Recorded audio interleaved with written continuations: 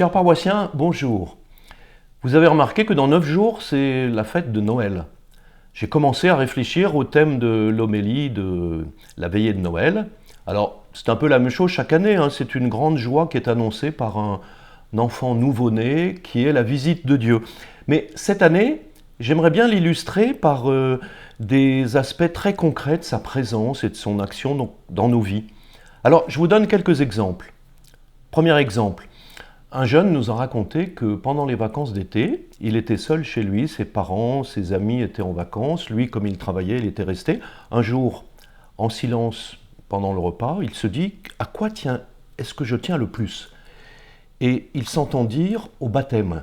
Et il vient nous raconter son histoire avec toutes ces petites touches que Dieu a semées dans sa vie, et on voit bien que Dieu lui a parlé. Alors, vous voyez, c'est intéressant parce que il a vécu l'expérience d'Élie. Élie qui a entendu dans le silence, dans le doux murmure du silence, Dieu lui parlait.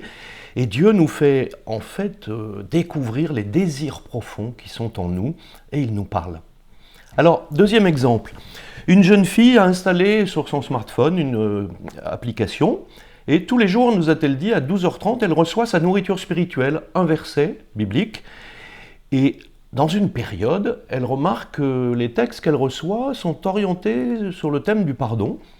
Et elle nous a raconté que ça l'a aidé à donner un pardon à une amie qui l'avait blessée. Vous savez, le fruit du pardon, donné ou reçu, c'est la joie, c'est la paix intérieure. Troisième exemple, une mère de ma famille marche dans la rue en faisant ses courses et elle voit arriver une de ses amies au loin qui ne semble pas du tout bien aller.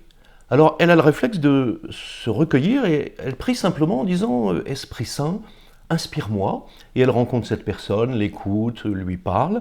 Et 8 jours après, son ami lui téléphone en disant « C'est étonnant, je n'allais pas bien du tout le jour où tu m'as rencontré.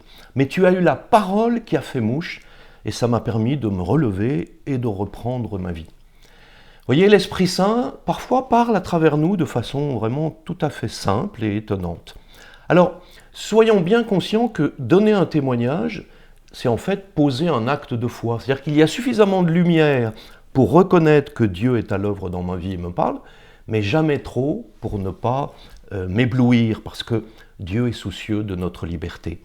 Donc c'est bien dans la foi que je reconnais que Dieu agit et transforme ma vie. Chers paroissiens, depuis le début de l'Avent, l'eau a coulé sous les ponts. Sans doute que vous aussi, vous avez commencé à repérer comment Dieu vous parle et transforme votre vie. Alors, je vous propose un petit défi. Aidez-moi à enrichir l'homélie de la veillée de Noël. C'est très simple, vous m'écrivez par mail ou par courrier postal, un petit témoignage, vous vous présentez brièvement, vous dites quelle parole, quel événement, quelle lecture a fait tilt dans votre vie et surtout n'oubliez pas de préciser les fruits que cela a portés. Ainsi, vous me donnerez des nouvelles de Dieu dans votre quotidien. Je suis impatient de vous lire. Cette année, pendant la veillée de Noël, l'homélie parle de vous. Alors je vous souhaite une très belle dernière semaine d'Avent.